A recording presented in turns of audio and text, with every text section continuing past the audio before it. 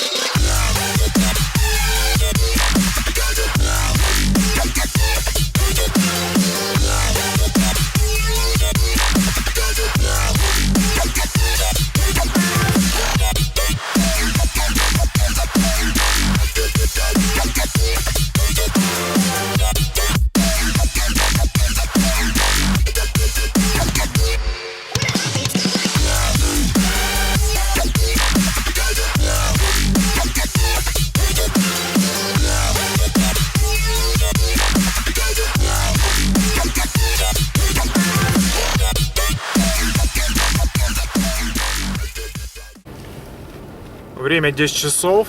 В общем, выехал я из гаража. Ну, в принципе, ГУР поменяли быстро. Доливом просто в бачок. Ну, старое высосали, там доливали в бачок, пошла, ну, как обычно. По болтам, которые в трубе выхлопной, думали, что они уже прикипели, просто сломаются при попытке их открутить. Но, на удивление, уже 157 тысяч они выкрутились. Да, там один согнулся, но, в принципе, все выкрутилось хорошо. Прокладки оказались меньшего диаметра, чем нужно. Пришлось... Одна лопнула, короче. Пришлось напильником пропиливать, чтобы она налезла на трубу. В общем, ну, качество запчастей ужасное. Будьте готовы к этому. По маслу в моторе... Я неделю назад проверял, после этого я проехал 300 километров, было минус 2 ромбика на щупе. Сейчас также минус 2 ромбика и осталось. за 300 километров, в принципе, ничего не ушло. Залили сейчас 5В30. Масло вы видели какое. По идее, все сейчас, кто в курсе, знают, что это, ну, вернее, рекомендуют его, так как оно хорошее, рекламы нет и, соответственно, нет накрутки. За сколько я его взял, не буду говорить, но прилично. Вот. Ну что, ездим дальше.